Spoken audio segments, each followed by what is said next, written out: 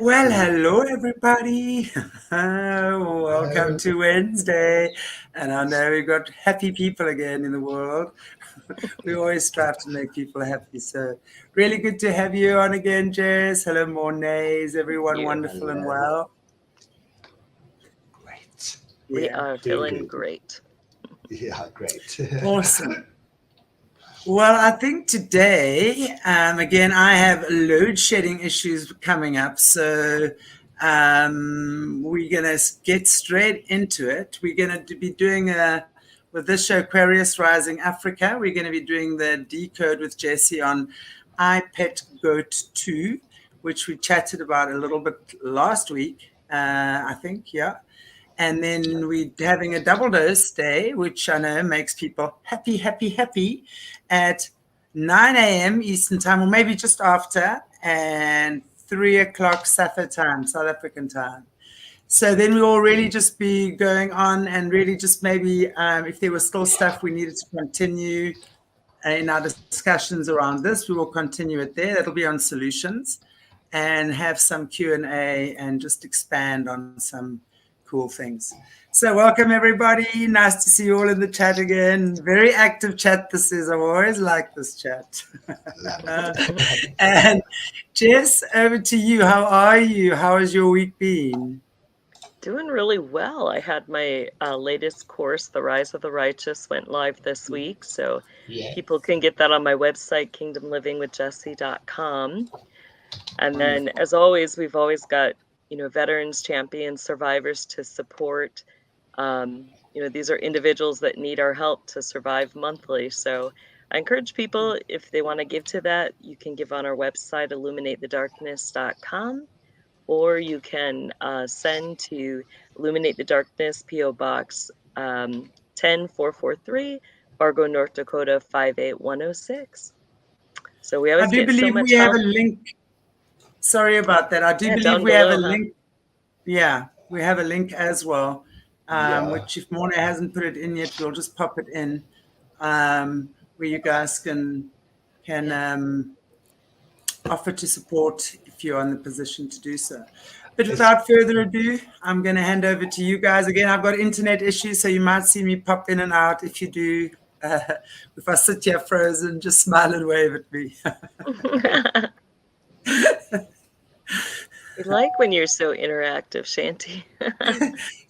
We'll miss you. Oh, that's so good to know. Somebody misses me. Wow. Thanks, Jess. Okay, so tell us first about this iPet Go 2, Jess. Just give us the basis of it. When was it created? Who created it? What do you know about it? Yeah, it really, when I came across it, it was with Good Dog. And, that was probably back 2020-ish, I'm guessing, when we first kind of started looking at it and stuff. But basically, it's kind of, it was I don't know too much information about who created it and stuff, but isn't that on the video there, Mornay, where it says the guy that created it, his name is Louis. Let's be very sorry about that pronunciation, but he's a Canadian.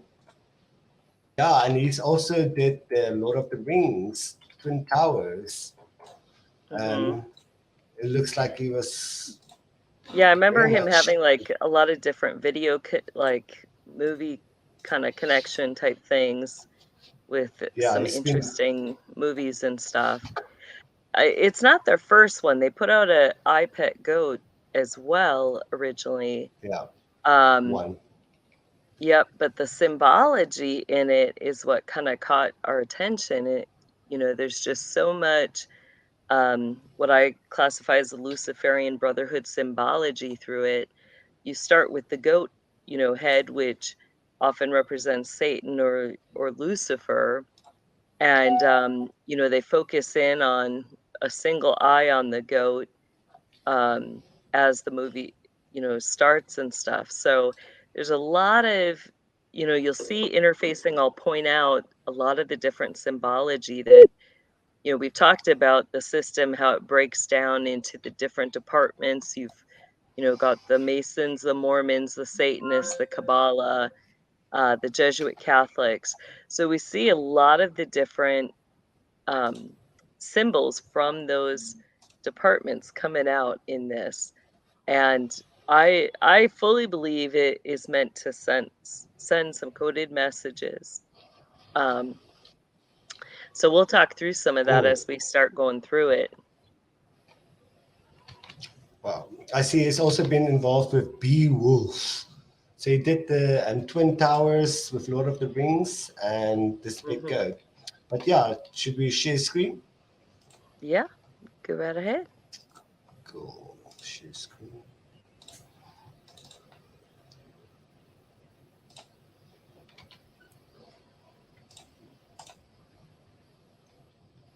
Let's try it like this.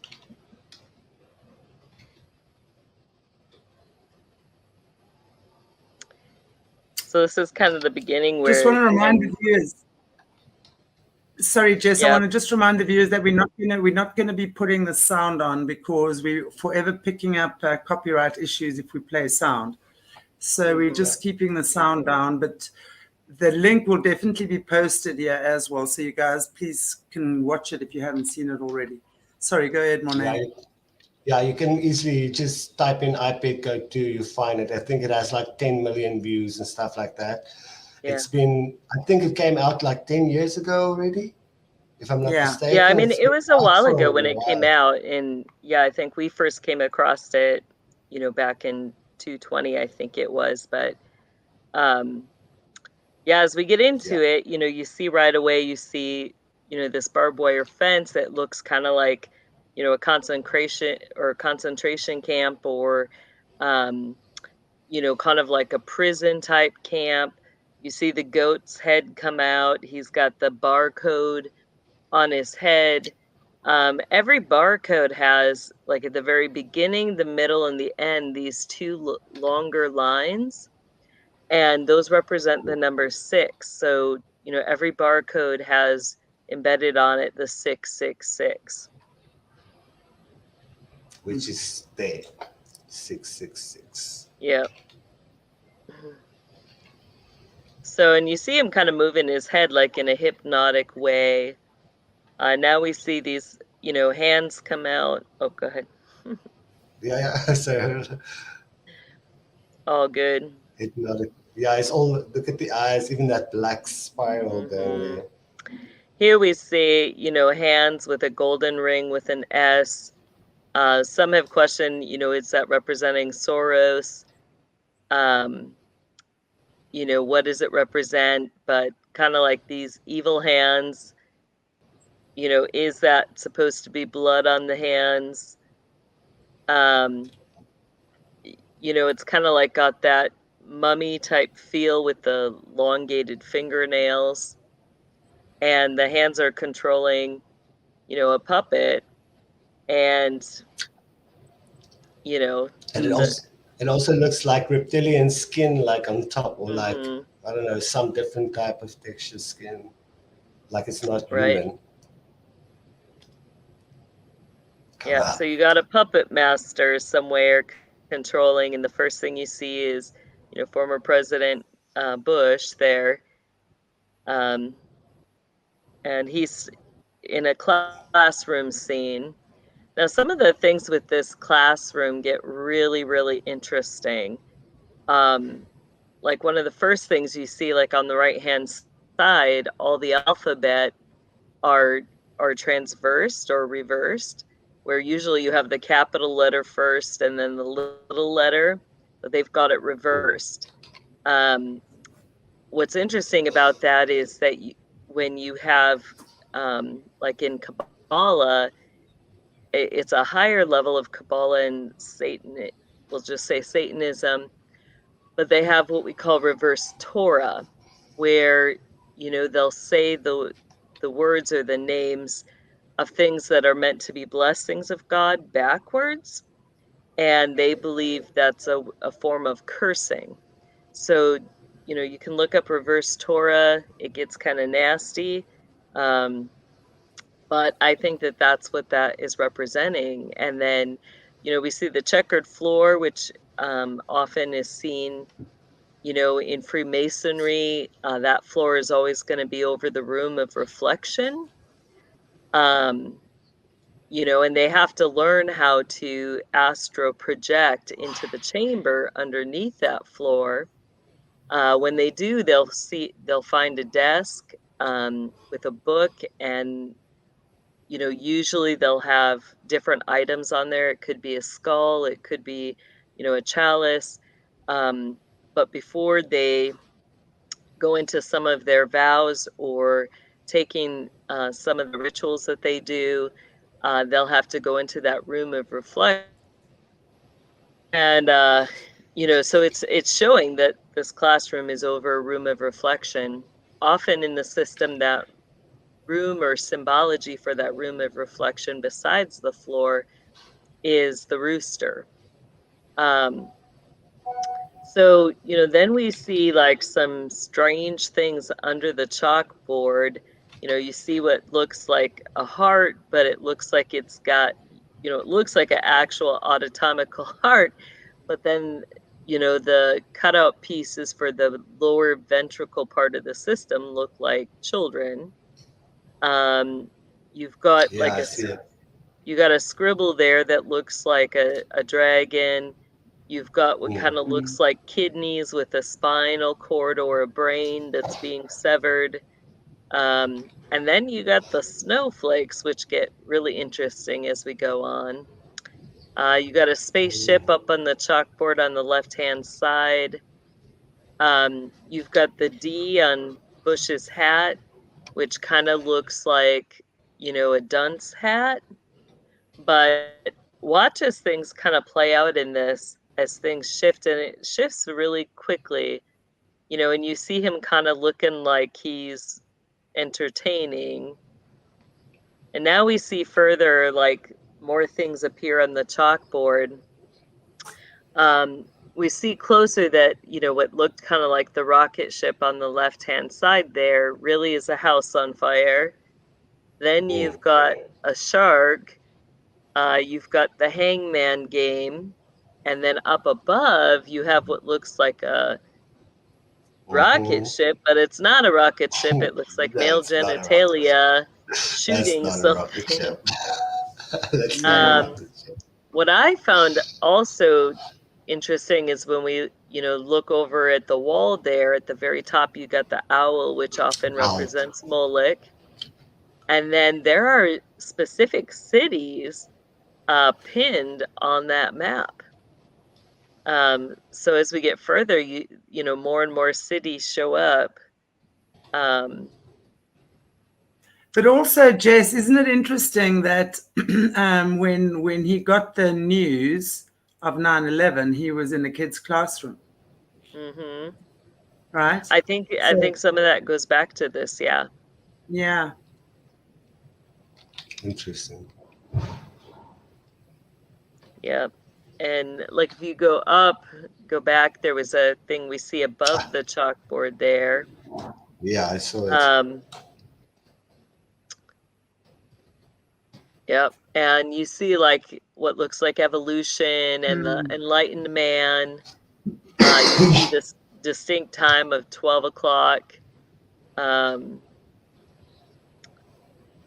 Yeah, so it gets... Wow. Yep. Or T love backwards, but you get the... Yes, I see that. I see it. Yeah, and they just, you know, then you got the... You know, and as it gets closer, we see it is dragons looking like it's looking at a brain that's been severed with a lightning bolt. MK Yeah. Ultra. Yep.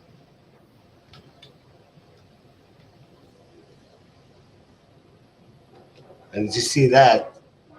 He wasn't pointing with one finger. He was like pointing with the devil hand. Mm-hmm. Yep. Yeah, there. Yep, yep, the devil hand there, which is a curse when it's turned, towards. That's used as a curse. Yes, Andy, thank you. So that word evolve, backwards Evolution. evolution. Yeah, forwards it's evolution, and you see up above, but yeah. Okay, that makes sense. There again. Yep. And now he's like, it looks like he cut his, neck, but doing a weird karate, and then he shifts into, Mama. Bama. Wow. Oh my goodness. Now, what's interesting is this is actually before, but what was interesting, I think it was May of 2021, is when Obama stepped into Soros's position as the Phoenix, and that he declared his humanitarian effort, which dealt with the colleges, the college funds that Soros had been running. He did a speech for high schoolers through, online because of the COVID stuff. It might have been in 20, but somewhere in there, he did all of that stuff, and this was put out before, like, he actually did that. So, when we talk about, them knowing in advance the plans or things that are going to happen, how did this random guy know these things? How did he, Yeah. put I it mean, in there? this came out in 2012. Right. Yeah. This came out in But just 2012. That's crazy. if we're watching these guys like shapeshift, like from Bush into Obama here, right? Would that also maybe be symbolic that it's the same entity or demonic force or whatever you call it that is working through both bodies? So when Bush was That's done with very his possible. term, yeah, it just Yeah, you seems get like it's that the same same. evil entity, um, working through this. That's a good thing to bring out. I would say definitely that's what that is. It's just the same thing inhabiting a different body where it can project whatever it needs to, and obviously in quite a charismatic way, because Obama was incredibly charismatic. That's for sure. I wouldn't exactly accuse Bush of the same thing, though. I Right. think that demon wanted to be upgraded in terms of charisma. He wanted a more charismatic body. I don't know. Maybe it enjoyed being lazy for a while, but But yeah, that to me would make sense there. yeah. Yeah. And as you go through this, you really have to go very slow because there's so much like imagery in it. Like his laughing here, and as you watch, you see things start to shift or change. You see things that get added. Now here, this goes back to some of the programming, but even, where this picture, and I'm forgetting her name right now, but there's a little girl that he sponsored a lot that Obama has pictures of that look exactly like this little girl. And when we talk about, the trafficking, the slavery stuff that, they do, the programming, some of this imagery starts to come out that, you have this little girl that looks almost like Alice in Wonderland. She's dressed in a white dress for purity.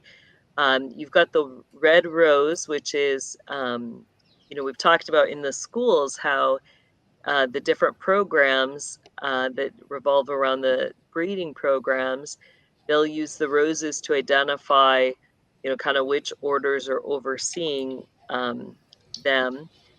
We see the apple, which goes to the forbidden fruit of sin. And you see other kids that are kind of faceless, but it's interesting because, like, when you look, there's stuff going on with their heads. Mm. You know, the one all the way on the left, we see it kind of looks like a yin yang symbol. There's one kind of the back behind the one with the scratchy face that looks like it's got the top of the head cut off. Got a rabbit back there. You have the X symbol over the mouth with the single eye, which, you know, they'll do stuff like sew mouth shut for silence. So you see, Yeah, you know, and then she's sitting in a circle, you know, a protection circle. Um, yeah. so, you know, And somebody brought up Andy the deer on the left side as well, and I'm looking at this yeah, golden circle around the girl, and also then if you look at the left side, you see the deer, and it has the golden, looks almost like golden flames around it. yeah. And she said, "Is that to do something with the Rothschilds?" That's what Annie Um, said. So I'm just thinking, is that you know, some usually connection? that reflection is can be many things. Like you have the stag all throughout. You know, the druidic kind of symbology. It can deal with the hunting parties that the Rothschilds did. That's very plausible. But just kind of at first look or glance, you know, all we can really say is there's a stag there. The White Yeah. Rabbit. Yeah. And And the white rabbit. her eyes to me, it looked dark. I mean, although you're not seeing panda eyes there, but her eyes are particularly sad, disassociative, I would imagine is the word, disconnected, and they're dark. You know, there's her mouth is downturned, so she's not particularly happy. And I just think, you know, just her whole demeanor says she's submissive. She's submitted. She Yeah. doesn't have will or choice anymore. And then, as you say, you look at the kids around them. Each one is busy doing something, but neither one of them is rejoicing, right? Each and every Right. one of them is in a sad type position,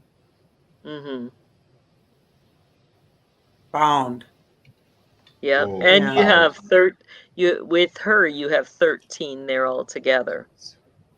I was just counting Yes, now. that's true. What is significance of the 13 in this particular? You know, I think representing the 13 bloodlines. Okay. Mhm. All right. Wow. Gosh. Yeah, and you just kind of see her, you know, look stressed. You see, you know, she looks drugged. You see the exit sign all of a sudden pop up. Everything shifts color. You know, the rabbit is definitely highlighted. Yeah. So I think it's, you know, representing, you know, that shift where they're now focusing on the spirit world. You see, you know, Obama's shoe there. You see the apple open up. What's interesting is some of the symbology on the side there. You know, you've got some paint now on the floor in black and white. You see the lotus flower, which is often used to represent, you know, the sexual exploitation, also the higher enlightenment. And so we're going to see some things with the apple. I also originally felt, you know, you see like a coin under his foot, Yes, I see it.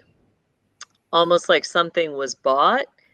And what's interesting is that, like, I really felt the apple represented New York, the city of New York. And we see as it unfolds, there's some more imagery that revolves around New York and destruction and the timing of that destruction of some things that happened. So I think that this was, you know, they were revealing some of their plans ahead of time in this. And he's also saying your MK Monarch training splitting mind, which makes perfect sense. I wanted to know, you know, Jessie, just when the apple was opening and it was those two little worms, was that worms coming together? or is it? Oh no, the stalk. It did Right? kind of look Seeds. like that, or Okay, yeah, like the seeds from the seeds, the apple. worms, yeah. Okay, and then it Yep. mutates into the lotus. Right. Seeds combined. Wow. And you see that imagery, like if you get, you know, their reflection book, Initiates of the Flame, you'll see that imagery of, you know, like a staff that's like, you know, almost like the DNA type, you know, braiding, and then at the very top, you see the lotus flower.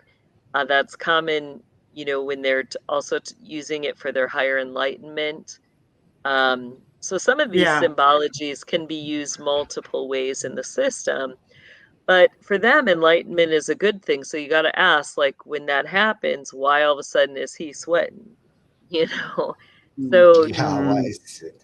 you know, so I think there was much more meaning to that than just the regular Maybe, enlightenment interpretation, you know. maybe they knew then that their plans can backfire and people will become enlightened in God instead of their ways. So they were sweating about if it's going to work or not. Maybe. Maybe.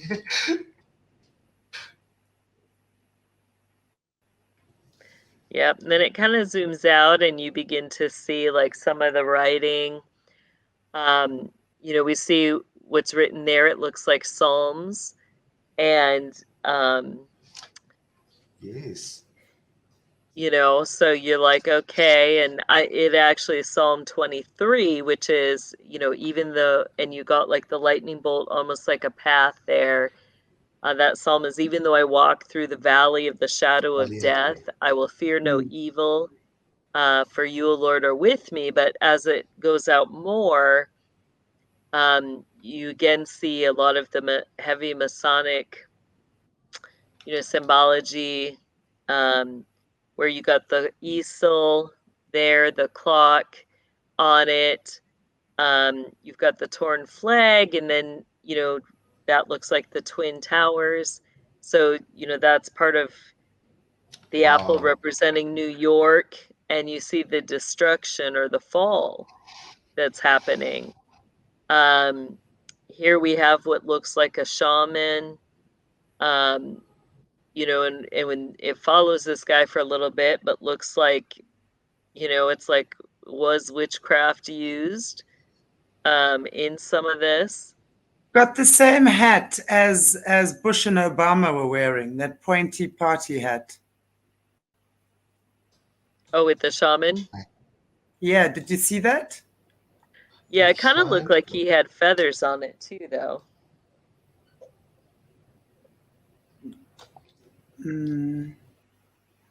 Maybe. Yeah, What's that? yeah, it's a little different, but very similar. You got a hat. You got what looks like the shaman sacrificing himself.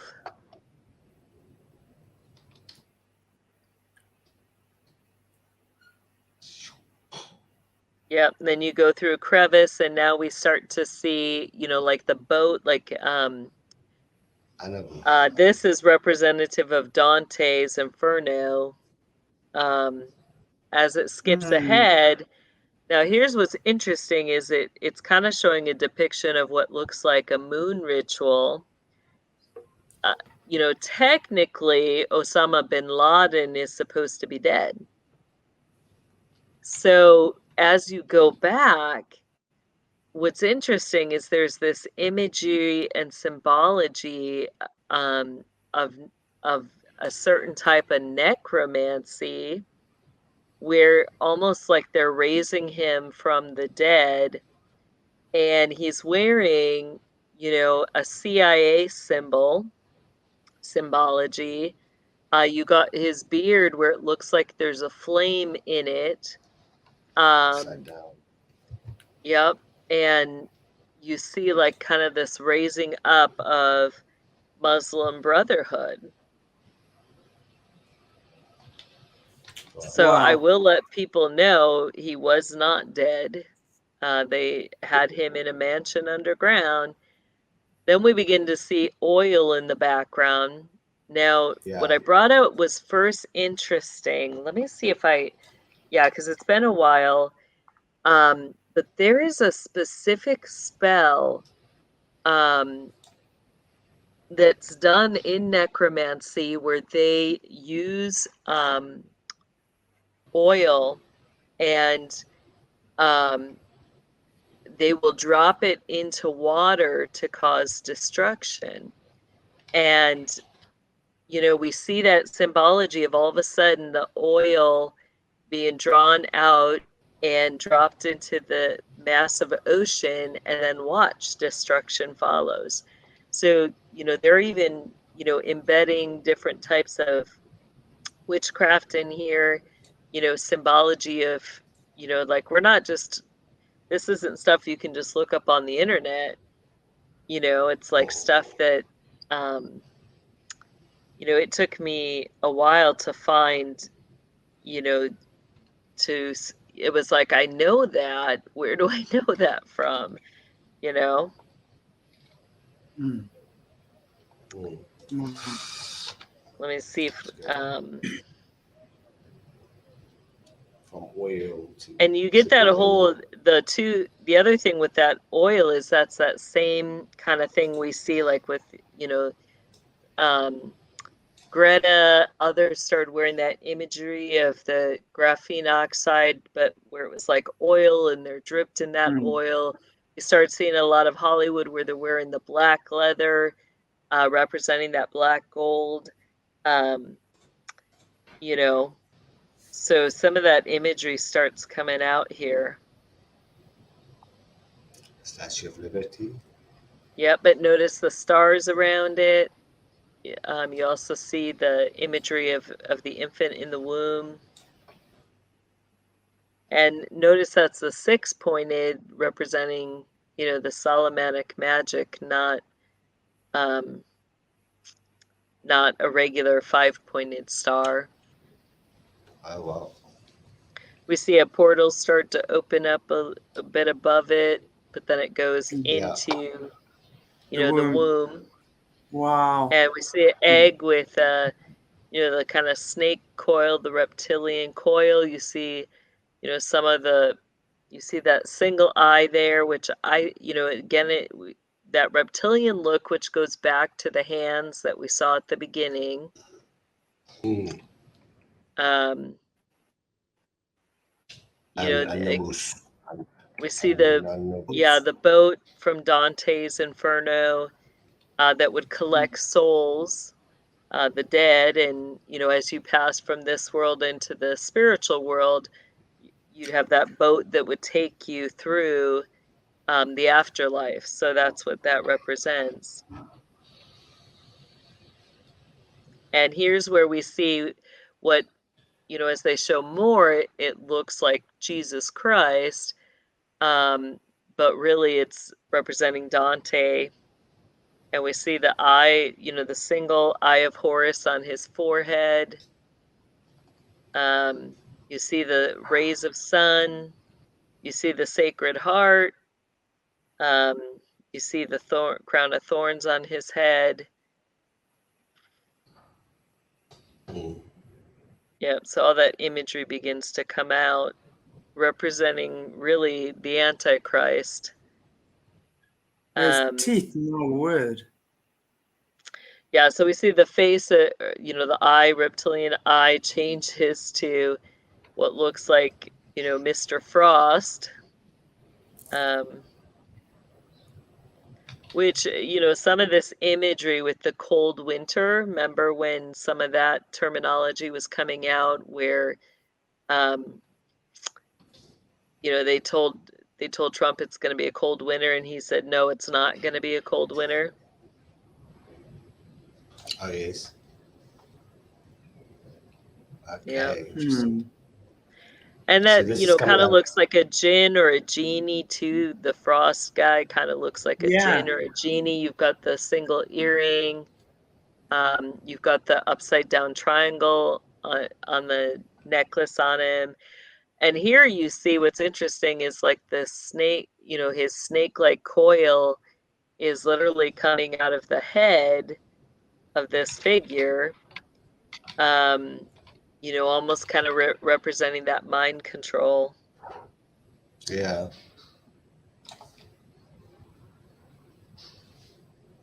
And definitely the Mark. genie. I mean, that to me was the first thing that I noticed was that I saw that as the genie.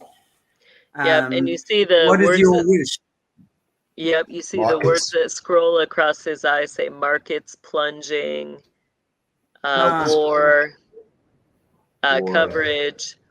Then we see what looks like 3 Masonic compasses that are ships in the air. Yep, and you know, again, then now we begin to see more symbology of places, of cities. You kind of got that galactic feel. You've got what in the background kind of looks like the San Francisco Bridge, or the, you know, like it shifts, but you know, it kind of looks like the bridge in London a little bit. But it's interesting because all these places actually reflect real places. yeah, it looks like a Masonic building. It looks like a A mosque for that Mosque. one, mosque. yeah. Yeah, Yep, yeah. On top. yep.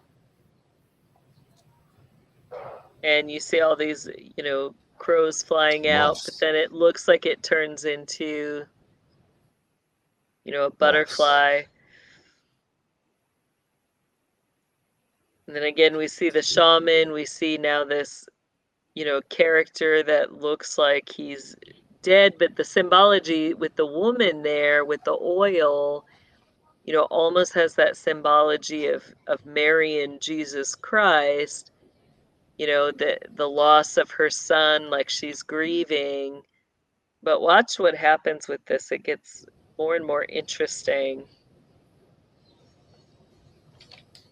Oh, the other thing I think I had brought out about that too, with the Madonna imagery of the mother and child, is because she's all in black, you've got the Black Madonna, which represented something different in the system than just the regular Madonna. So,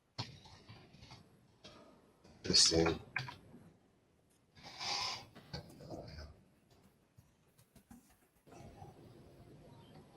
yeah. And again, you got the single eye highlighted.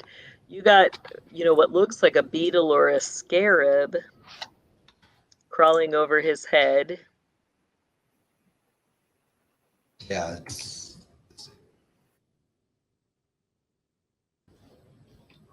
Yeah, and now we see another character, another child come in that looks like a shaman's child, but also looks African.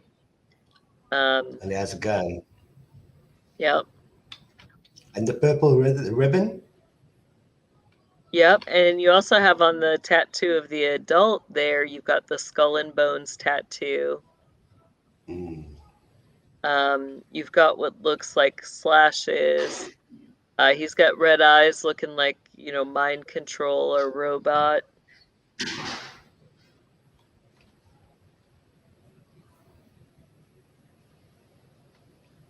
Here we see the lotus flower going down. You see somebody who looks like Indian, like they're drowning in a pot of honey. You know, with a Sith there. Yeah, it looks like a What would be the symbolism of him drowning in the honey, though? You know, I think it was representing that they were looking for gold, liquid gold, you know, the wealth of the nations. And we just see, you know, before that, what scrolled through the eyes was markets collapsing. Okay, So I right. think they're showing, you know, the gold, like, you know, that even though people were looking for it, even though it was there, it's like, you know, it's not prospering unto life anymore. It's bringing death, like that the markets are bringing death. Yeah, yeah.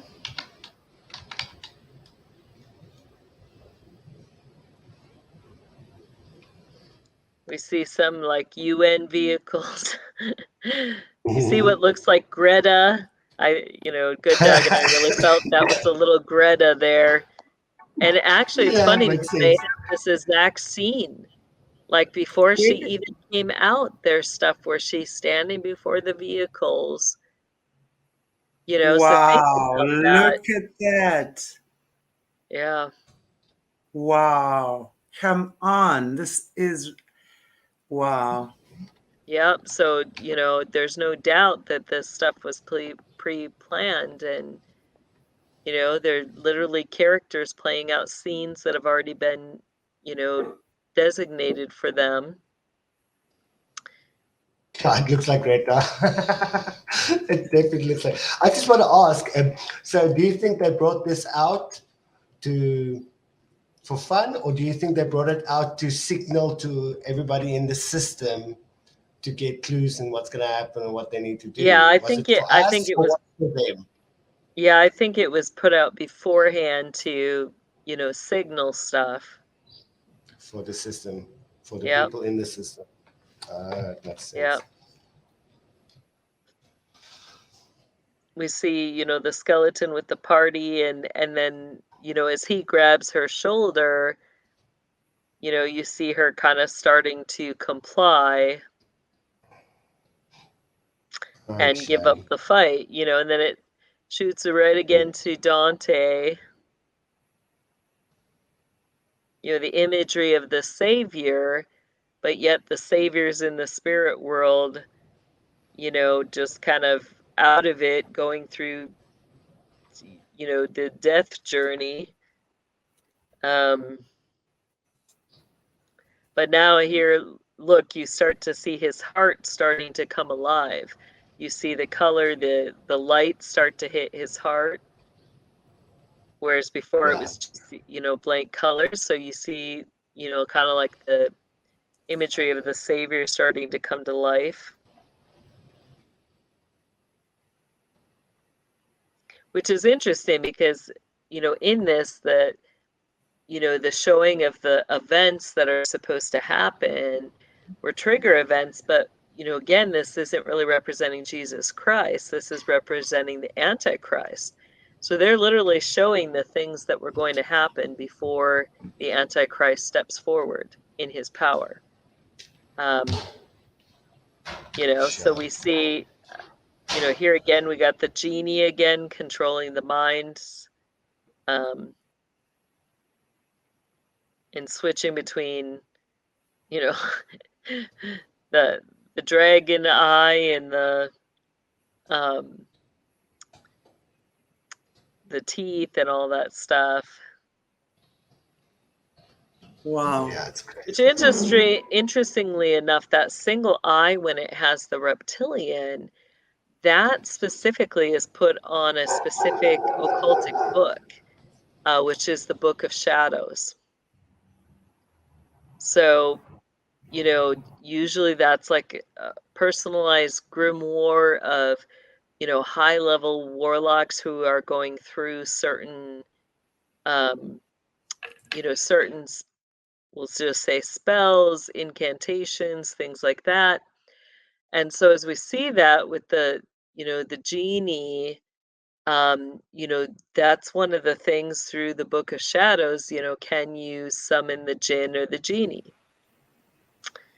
So it's interesting that you kind of had this symbology of, you know, are they trying to program the occultic books and things, get the person to take that, you know, feeding that into the mind, but the mind isn't quite receiving it, you know?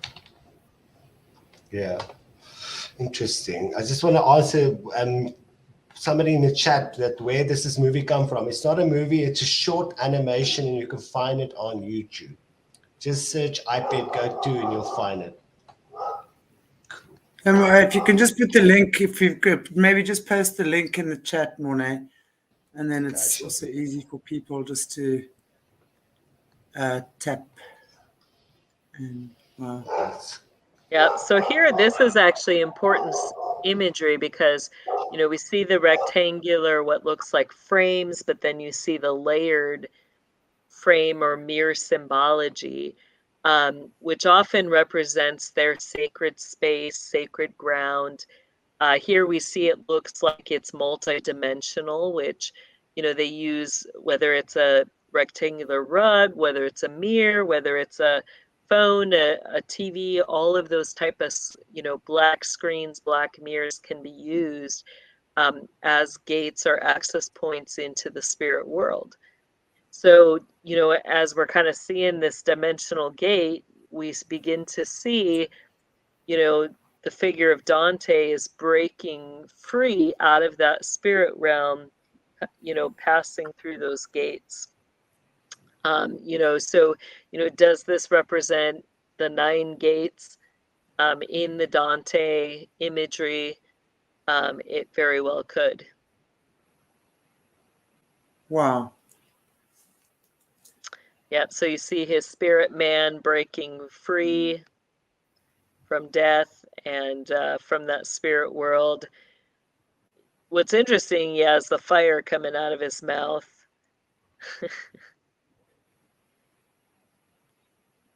That So is now the it's not Christ. just That his is heart, Jesus. his whole body's light. You know, he's kind of, I think it represents that higher ascension.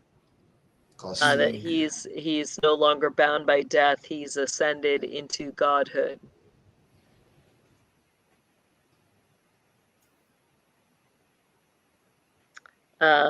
You know, so here you see what looks like up on the cave wall, what looks like a chrysalis, a monarch chrysalis.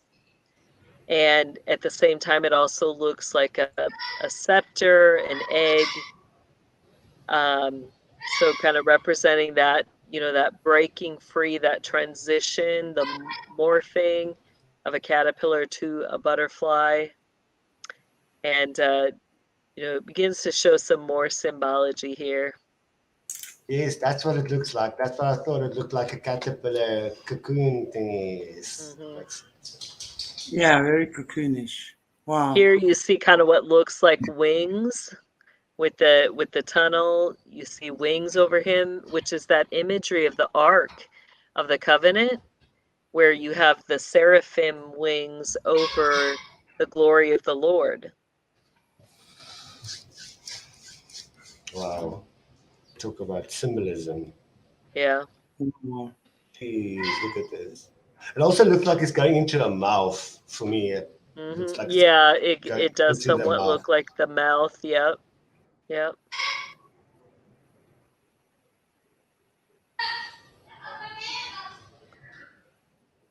So, you know, so here it starts. What's interesting is that picture there almost looks like, you know, you've got a heart for a head up on top with like a crown, like kind of extending down. And then it looks like you've got a wrapped body like in the tomb.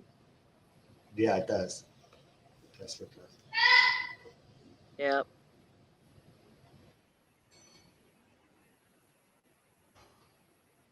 Yeah, so here we see the, you know, now we see Shiva come out.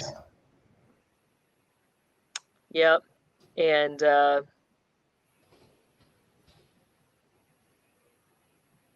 you know, they look like piranhas, which eat flesh, but you know, all of a sudden you see all the fish at his feet. Symbolism again.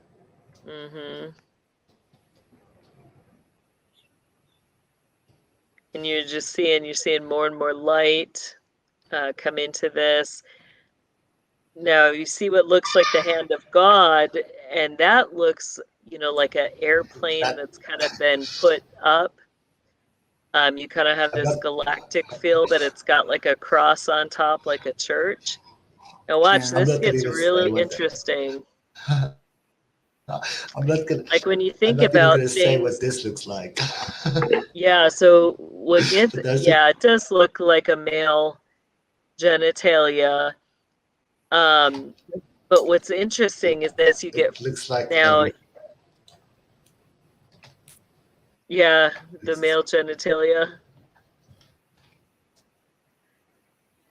And as it gets further, like you see this imagery, like we've talked about the system, how it's gone from, you know, kind of being matriarchal run with women at the top, to, you know, behind the scenes to, you know, those women then give their power to the Antichrist. So watch this as we see now what happens further.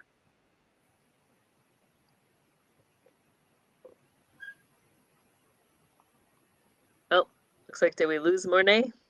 I'm wondering if we've lost him or not, or if it was me. Okay, well, he seems to have lost his internet connection there for a minute, but he should be back. Yeah, it looks like, no, he's gone now, but I think he should be. There he is. Are you back? I'm back. Sorry. Yeah, I'm back. Yay. Okay, cool. Can I continue? Sorry, I missed a little bit. Yeah. Yep. So we see this old woman that looks like a witchy woman, you know, the long nose and the panda eyes. Yeah. And, you know, you see her naked and stuff, and like she's got a witch's wand, like she's been conducting things. And this is the part that's disturbing. You see her, you know, looking like, you know, she's having her female menstrual beyond, you know, but she's already beyond the age she should be. Yeah. You see on the walls what looks like a calendar, time marked out. Yeah. Yeah.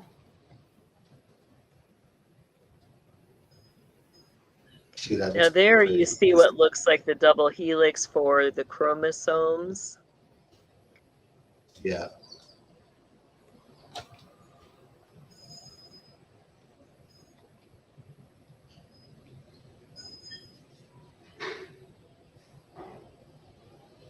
Yep, and we see things are just getting stirred up. The goddess of destruction is dancing.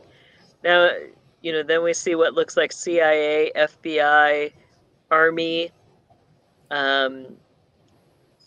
You know, that's you see that out of that, you start to see that easel, that monolith, all of a sudden raised up, and out of it now we see Dante come. You know, representing the Antichrist. And you just see destruction in that.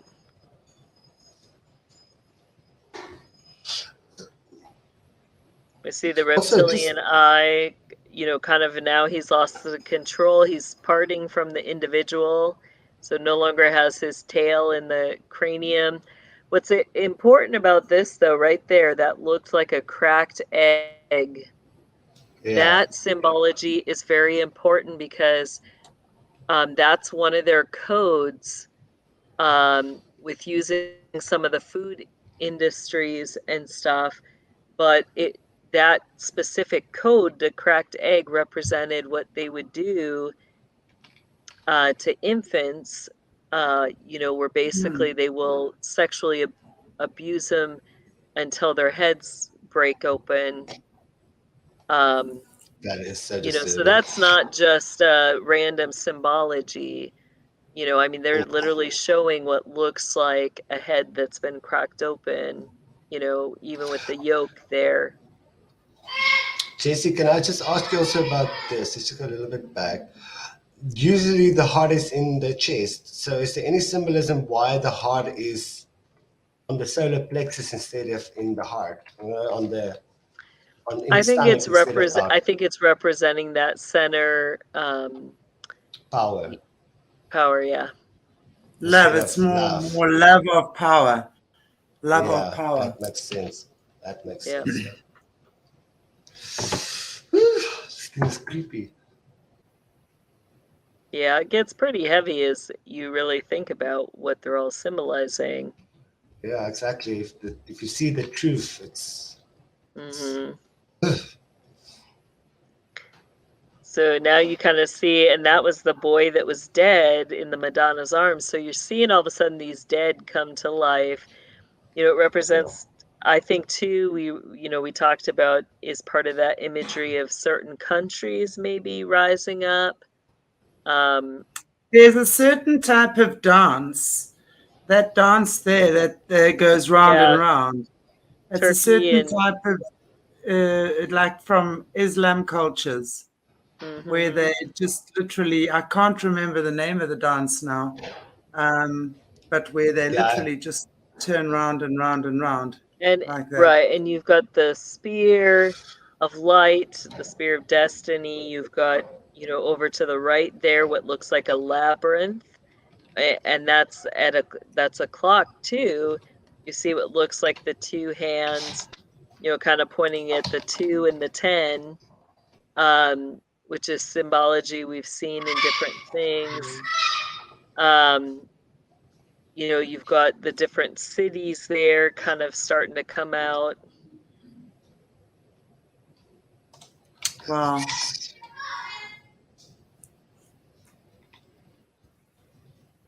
And here we see the shaman back, but you know, he's kind of got a grumpy face now. He's got power because remember we saw him dive off, be, you know, suicided, but now he's back, you know, with his eternal light. And I think we're gonna watch him dance here with Shiva, or you know, continue the destruction dance. see the underground. It looks like shark fins or waves or that looks. Mm-hmm. Yep, you got, you know, what comes up, the magic, the shark fins. Which remember Shark that fin. was in the beginning in the chalkboard. We see fire, the house on fire, then we see the shark. You know, so we see a lot of that stuff, imagery still throughout this whole thing.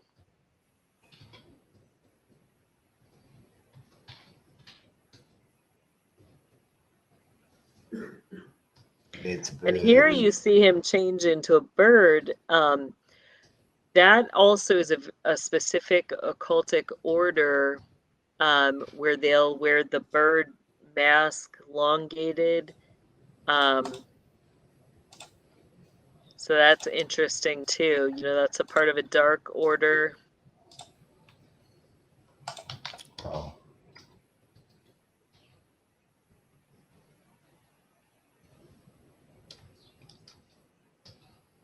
You know, Fish. now we see an outright demonic face over the tunnel, but this also looks like a female, you know, like a womb that he's being birthed out of. Mm. You know, we see him now, his feet on fire, and we start to see, you know, him waking up.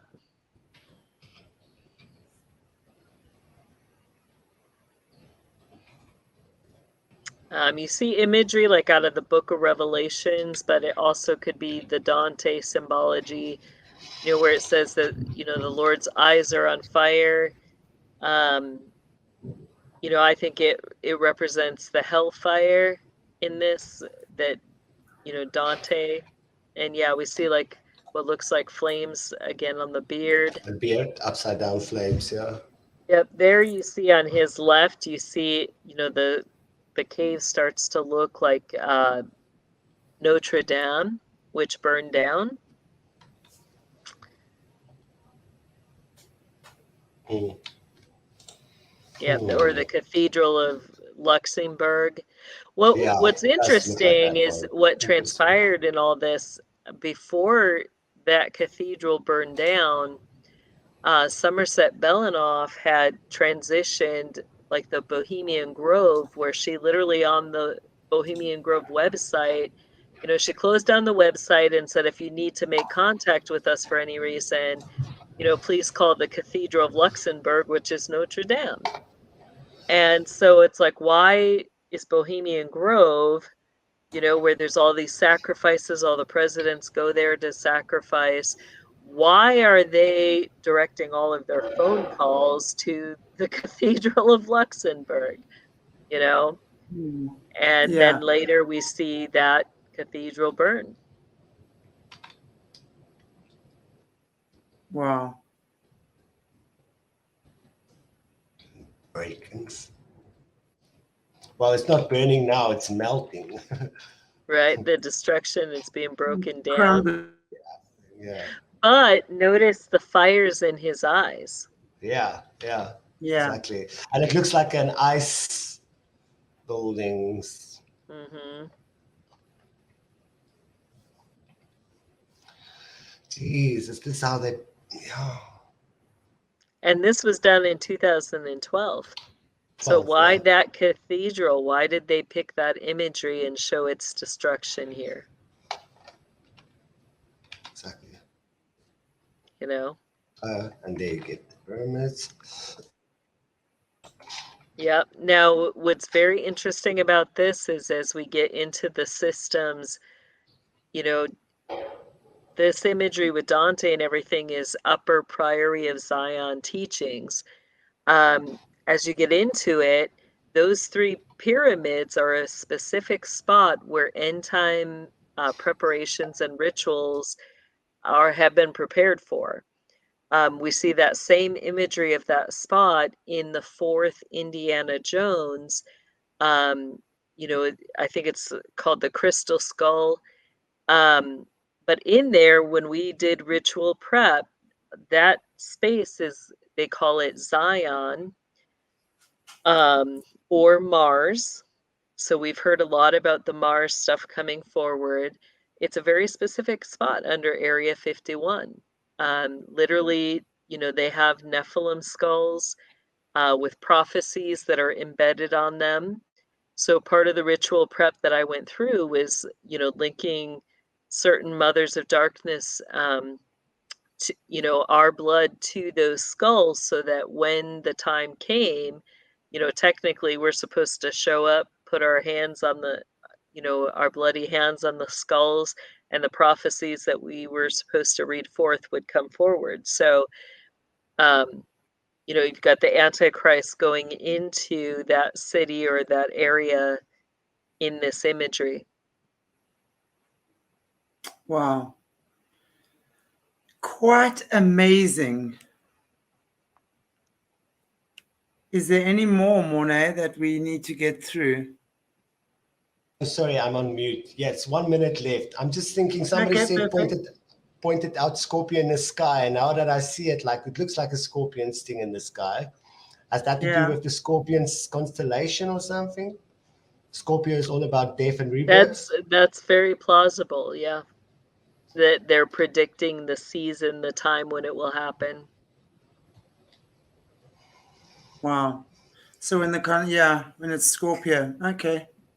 Yep, Comes and the you All right. also see the sun kind of now becoming like an EMP weapon, causing destruction, the destruction of the pyramids, the tsunamis,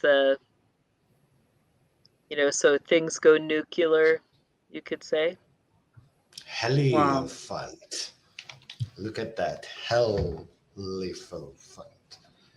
But who's that? Isn't there a guy with a surname like that that's involved with Pizzagate? Helio Yes. something. Yep, Elefante, whatever his Yeah. name is. Mm-hmm. Wow. Yep. Well, you That is guys, that was... absolutely I think I need to incredible. pray. I think I need to pray, burn some sage. I don't know. Call upon call all my cats up here to come purr in my We room. got the Lord's protection. Yes, we God do. Yeah, was on it. Always. He knew all their absolutely. plans, everything that they've tried to, bypass and go through the past few years. So the Lord was already ahead of it. Yeah. Absolutely. Yeah. Amen. Wow. Well, I certainly have questions, but I'm going to leave them for later because we've got you for a double whammy today, and I don't want to extend you too much. So we're going to take a break until just after, is that 9 your time? 3, just let's say 9:15 or 3:15. We'll be back again on Solutions with Aquarius Rising Africa. And we're going to be just expanding more on what we were speaking about now, this iPet Goat 2. Very interesting. I mean, I've watched it a few times, and of course, there's quite a bit I pick up on. But Jessie, I've got to say, you're a genius when it comes to this because, Yeah. wow, there are things that I thought I was good at looking at things like this and decoding this type of stuff. But wow, really, it's amazing. So thank you so much for that. And I really, guys, we are being hectically shadow banned at the moment. We always are shadow banned, but please just be aware of that. So I would really love it if you could please just share these interviews. Just share, because people need to know this information. And I know from just feedback I'm getting, weird things that happen on the channel, that sort of stuff. So please just share this info. It really is important that people get to know the stuff we're talking about here. So Jess, I'm not sure if there's anything you would just like to add before you end off for us in prayer, for this section of the show. Let's just pray. And yeah. Lord, we just come into your presence and we thank you that that you reveal the enemy's plots, their plans, their traps, their the things that they are planning against us, to us, Lord, so that we can pray, we can intercede. In all of this, Lord, we just give to you the fear, we give to you the anxiety, we give to you the worry and all the feelings that rise up. Lord, there's nothing that we can do to protect ourselves, to be prepared enough for the things that are that the enemy has or is trying to put into motion. But we come into that place of trust, knowing that you see everything, you know everything, and that you love us so much that you are protecting us. You are making a way where there seems to be no way. Let us not forget about your mighty power, um, that in those times when we have no control, that you are the God who performs miracles. You are the God who saves with your mighty right hand. And we just ask that that you would be with us, that you would deliver us with that mighty hand, and that we will just lift you up, give you glory and praise, because you are good. And we thank you and pray all these things in Jesus' name. Amen. Amen. Amen. Beautiful. Thank you, Jess, so much Thank you. for that. And guys, thank you so much for joining us again today on Aquarius Rising Africa. See you in about 30 minutes or so on Solutions with Aquarius Rising Africa, where we will continue with our chat and just kind of expand on things. And if you guys have any questions relating to the topic, please. And I say that with intent because I know everyone is always so keen to ask Jessie questions, but that's not the time for a million and other 10 questions. It's really just about what we were chatting about. So God bless you all. Mwah. See you in 30. Cheers. Bye.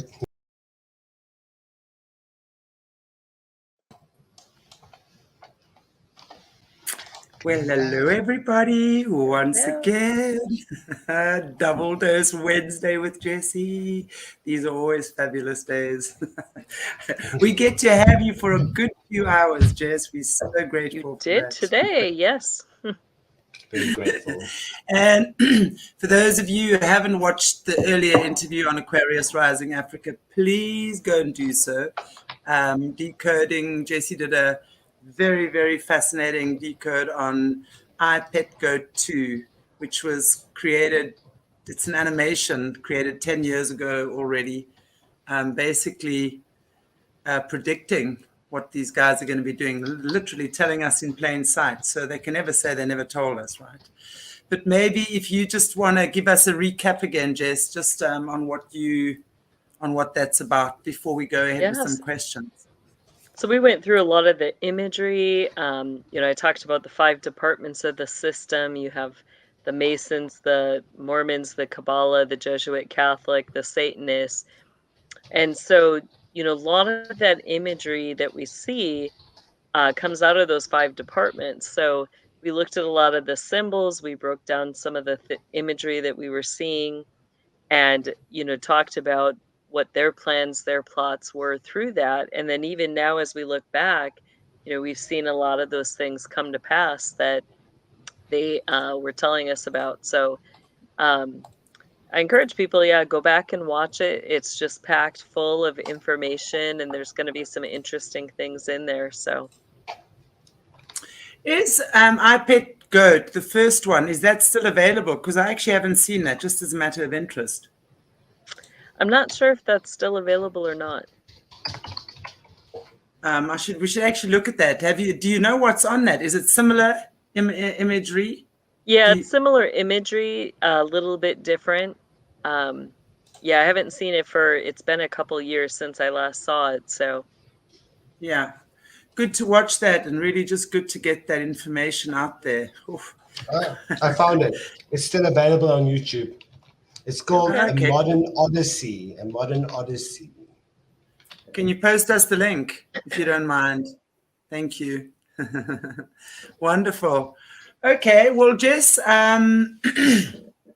so I've got a few questions just from what you finished saying what you were going to say, by the way. Have I interrupted? Nope, you didn't interrupt. Okay. One thing I found very interesting that you said about Osama bin Laden, not dead and pretty much kept in an underground city. I would love some expansion on that, because of course we hear these rumors, and I mean, since forever we hear that. We hear that everyone's not dead, really. He's like Epstein and friends. But let's, just in terms of him, who is he really then? What was his purpose? Why was he kept alive? And what is he still doing? I think a lot of that was, CIA operations. From things that I've heard, he really, was working with the U.S. government. And I bring out a lot of that in my testimony, that we've got an issue where we have foreign military and intelligence that are working hand in hand within our U.S. government. Like, not just with them, like they're playing some counter roles where they're serving in both governments. And how can you have, foreign counterintelligence also providing intelligence for us? That's just not a safe mode of operation. But from the things that I've heard, he did not die. In fact, Obama claimed he killed him, and that he had got him, but really what they did was brought him over to the United States, set him up with a hush posh mansion underground, and as to whether he's still alive or not, that's the question. We know that DJT took out Soleimani, who was one of the biggest terrorists to our country. And I don't know if, as they went through, our good military went through tunnels and through the dumb bases and the military bases, if they found him or not, bin Laden, but my guess is they probably did. What's interesting in that imagery too, though, is we're talking about foreign intelligence and operations, is that you see bin Laden presented in a light, kind of representing the 14th Brotherhood, which is the Muslim Brotherhood. You see certain moon ceremonies, with the moon being present there. So it really brings out, an interesting question we have to pose is, at the highest levels, are people in foreign intelligence and militaries, as well as our own U.S. military and intelligence, connected to forms of witchcraft? I bring forth that they are, but I think that that's an open display showing that, it's not just our country, but, basically we have witches and warlocks who are running things. And, we're not, I guess, picking on things with that, but, just bringing up the fact that, there's a system that's operating through this Luciferian Brotherhood where they're putting people into high level positions and making decisions for we the people and in the world. They're really governing things, and they're doing so out of wickedness, not out of love. Yeah, absolutely. It's interesting that when you talk about Osama bin Laden, did you say he's the 14th bloodline? He's part of the 14th bloodline? I was saying that imagery that they show him in that Okay, is as representing that. the 14th. Yeah. But isn't Obama from that bloodline, the 14th bloodline? Representing the Muslim Brotherhood, yes, which are descendants of Ishmael. So very Absolutely. interesting, huh? Yeah, very, very interesting. And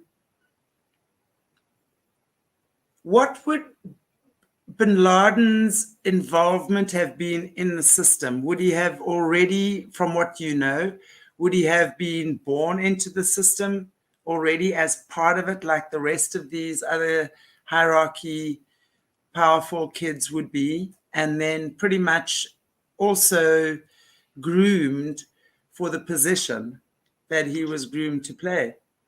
Yeah, I believe that he was born bloodline and was trained, went through programming, or went through programs, maybe that's a better way to put it, to learn his position. And what we see happening is, you know, that the system is, they're establishing things throughout the generations so that each generation they're training up those who are going to run and operate the system in the next generation. So, I believe that's fully what we see happening with that situation. Wow. It's, you mentioned that, military playing both sides but isn't that really the way it is? Because when we're looking at things and always have seen them, if we just look at war, I mean, we can see that the same people have backed both sides of wars since forever. I Hmm. just talk about the African Bush War. How long did we have the African Bush Wars here?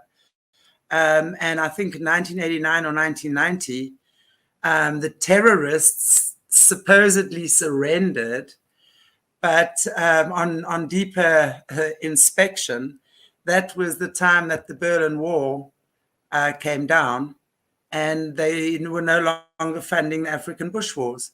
So Yeah. that's where their funds were going to now. So, the bottom line is that isn't this all just big one double-edged sword that we're living? Because who's good military and who's bad military? Who the good witches and who the bad witches, so to speak. So isn't it this just Yeah. one big double-edged sword that we're all playing right or living?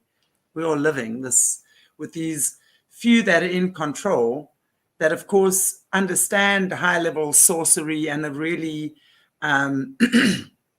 mastered these arts, these dark arts, and are using them on unsuspecting people.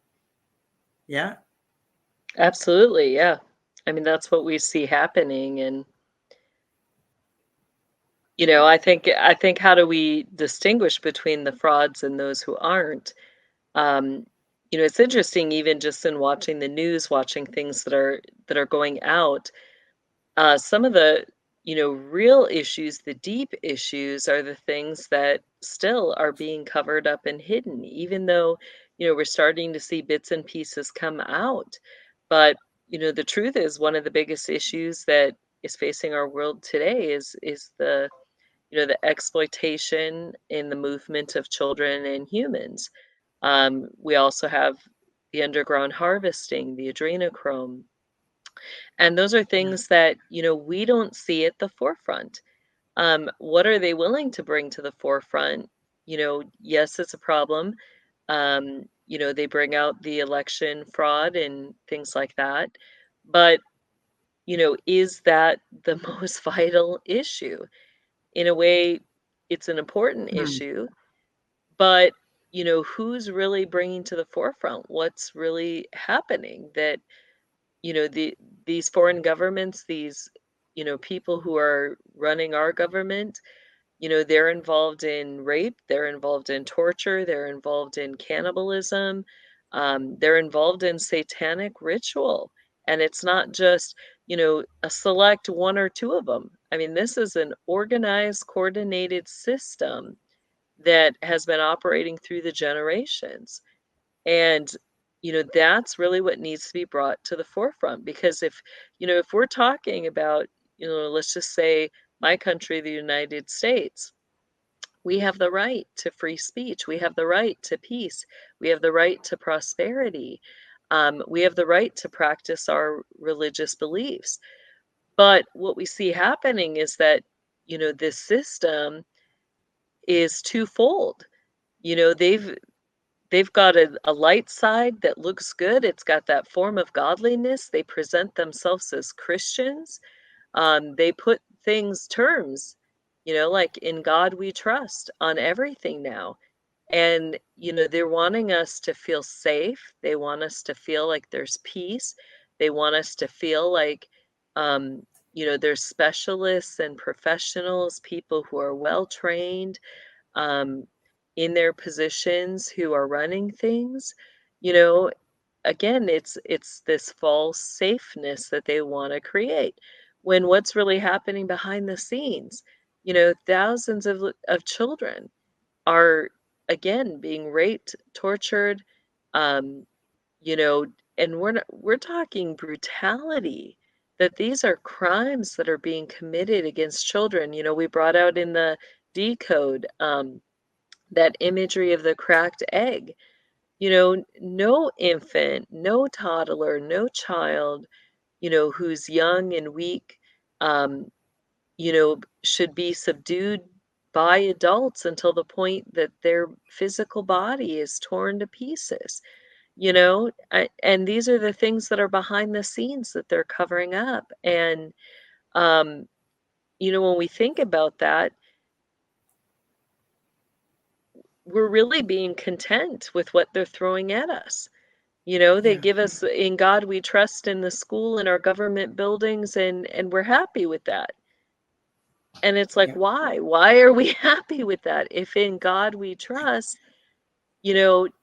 are we just kind of laying down, doing nothing? Well, all this evil is prevailing underneath, the surface. What for me is very interesting is that, again, I often mention this, is that over the past 2-3 years that we've had this platform, I have certainly noticed a huge amount of people waking up and becoming a lot more aware of what's going on. But at the same time, I also notice a large amount of people not doing anything to create the change, Right. So it's like, even though certain petroleum companies or supermarkets or whatever are run by pedophiles and child traffickers, we still support those chains, right? We'll sit. I mean, I hear this a lot. Well, I'm praying. I know, I understand, we're all praying, right? But if you were that child, or that man, or that woman, doesn't matter who, or that animal in that situation, would you not want someone actively doing something as well to make, the change, to actively make the changes that are going to create the physical momentum as well? And yes, it has to come from spirit first. We have to understand, we have to feel that in our heart. We have to hear that calling, right? So this is often why, I believe it's important to shock people into an awakened state with some very shocking stories, and not because we like to be graphic and depraved. Right. This is what's really happening here. People need to wake up. And it's like, I find that's where the hypnosis is still setting in. It's like the eyes are open and they can kind of like hear and see that this thing was now not good and people are dying, and okay, maybe I made a mistake, and wow, celebrities involved in the satanic cult, what does that mean? So it's that kind of thing. It's a very slow process, I'm finding, at the moment. I'm not sure what your take is on that. I think in general that, process of waking people up has been very slow. And you I agree that there is a lot of dissonance, once people kind of really, once it really hits them as to what's happening, it almost seems like there's this shock, like they don't know what to do. They don't, many want to do something, but the truth is they don't know what to do. Yeah. And it's hard to give them something to do because, it's such a, I'll just say, tricky war. It's taken generations to be able to reveal the dark side of the system, but then you've got the light side too. And so, it's this constantly tiered battle that we find ourselves in, um, where, how do you keep people safe? Yet at the same time, how do you get a big enough, group with you that you're making progress? So that, that challenge is kind of always there. Yeah, absolutely. Absolutely. So it really is, I think,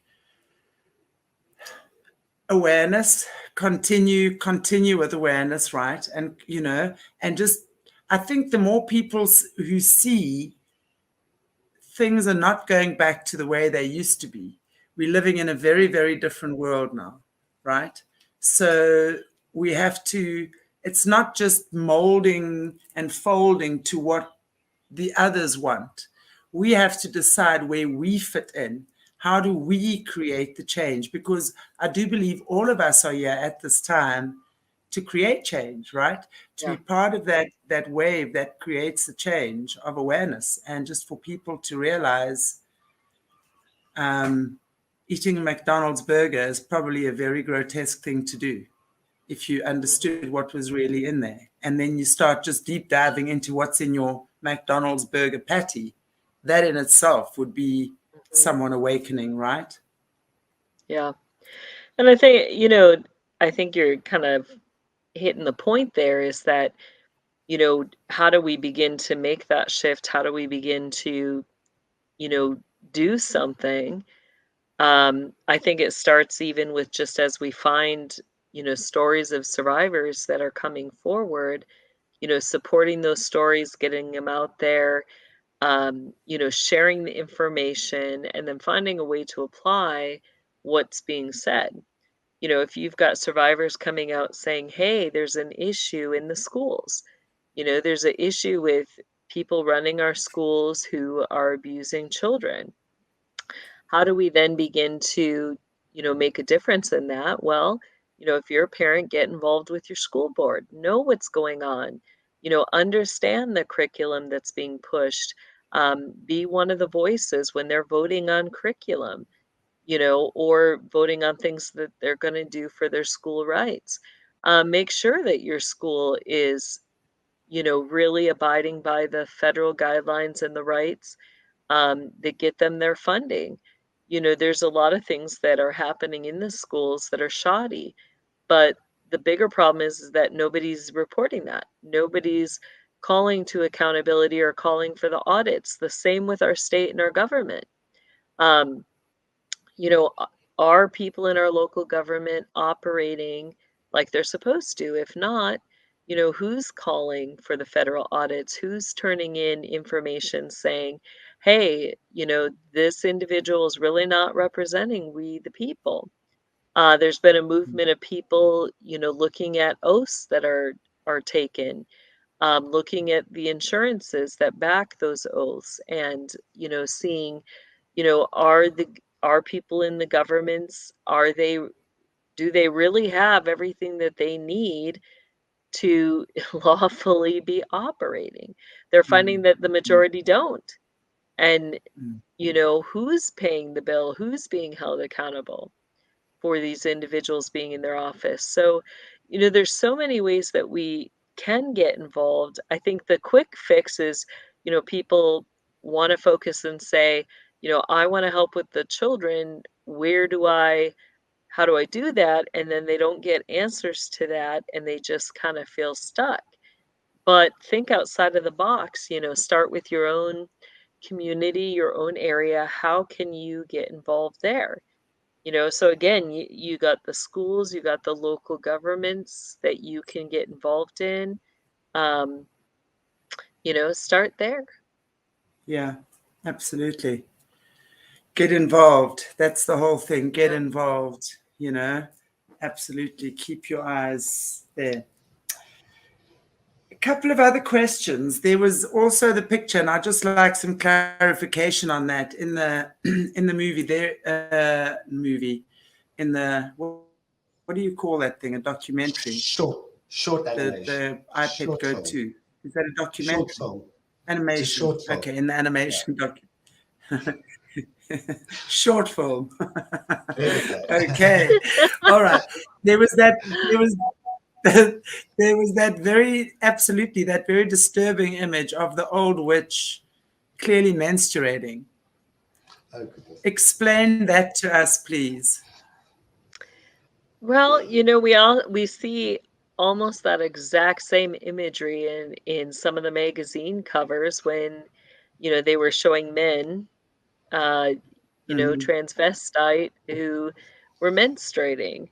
So, you know, I think that's more disturbing, but you know, I think Yeah. with it, as we were talking about just that scene itself, you know, what were we seeing was that, you know, really you've had the system that's been matriarchal running from the women. And then, you know, it shows like almost that cave like imagery, but we see, you know, as it's even going into that cave imagery, you see the imagery of the infant in the womb. So you know, I think they're kind of painting that imagery that, you know, the womb of the system, yet, you know, in that they're showing this old witchy looking lady Yeah. and, you know, that in her menstruation, which, you know, means not bearing fruit per se, but still the fruit came. So they're trying to show the miracle that she was beyond age and yet a child was born. And, Mm. you know, who is that? It's their Antichrist, their Messiah that they're waiting for, which is based off the imagery of Dante, you know. So I think Wow. that that's some of the imagery that we're seeing there. Wow. You know, that as you get further into the Dante works, you know, it goes through the 9 gates of suffering or hell. And, you know, with that, it I guess, you know, just to be aware of it is that that imagery promotes this concept of nonstop death and suffering, that you never Mm. quite get to that point of, you know, real life in the spirit world, you know, in the afterlife. It's always got this doom and gloom and destruction and, you know, confusion and delusions based around it. Whereas, you know, what does scripture say about that is, you know, Jesus says, I am the way, I am the life, I am the truth. And he says that he came to give us abundant life, you know, not just life, but life in abundance. And we have that full measure of eternal life, of the goodness of God, of his provision out of his kingdom. And we have access to that now, to that provision. You know, so the enemy tries to keep in oppression and bondage in that darkness and gloom, and we need to step out of that. Um, you know, not be afraid to really live during this time. And maybe that means we gotta, you know, look through what are we living right now? You know, are we living under that heavy depression and oppression? Um, if so, we need to cast it off, throw it off. We need to, you know, believe, hope. We need to trust that if we ask, the Lord's going to show us the way to walk in, and He's going to show us how to have that life, you know, now. And Mm. sometimes that's in some of the simplest things. You know, I think back to when I was working a lot in the nursing homes and hospices as a chaplain. You know, when you walk into those places, there's just so much darkness, so much oppression, so much heaviness. And I can remember one visit where, you know, it was this woman that did not speak English. She was Russian. And, her pastor and some ladies from her church would come for just a very short time once a week. And I would just watch as she was so discouraged. And the one day the Lord told me, to look up some hymns that I knew in English, but to look them up in Russian. So I looked up Amazing Grace, and I printed them with the Russian lyrics. And I went in there and just kind of held up the lyrics, handed them to her, and kind of made signs like, "Hey, do you want to sing?" And I sat down and we started singing together. And I'll never forget, the look on her face that, she just was like this, and she just kept saying, that God was so good, and how much she loved God, and she was crying, but she was so happy. And in there, I think she had been Orthodox Russian, so they're very closed off. They don't really fellowship outside of their congregation, and she was just like, "Come back, come back," So, that started where then for the next couple weeks, I was printing out songs, and we would just spend time singing together. I was able to print out some verses in Russian, and so it was kind of like, not that I could speak it well or anything, but we would just start ministering and talking in that way through verses, through hymns, and and just the change in that it went from such a dark, gloomy position for her to that life that that she wasn't in there just to die.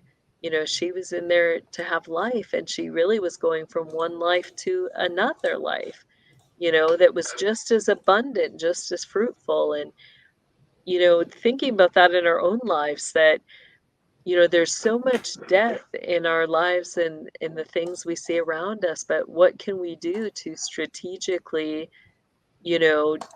focus on life? That's Absolutely. really where the change comes, as we Absolutely. make that in our own lives as well as in our communities, focus on being givers of life. Absolutely. I fully agree. Interesting comment. What's your take on this year? Charlie and the Chocolate Factory is a rewrite of Dante's Inferno.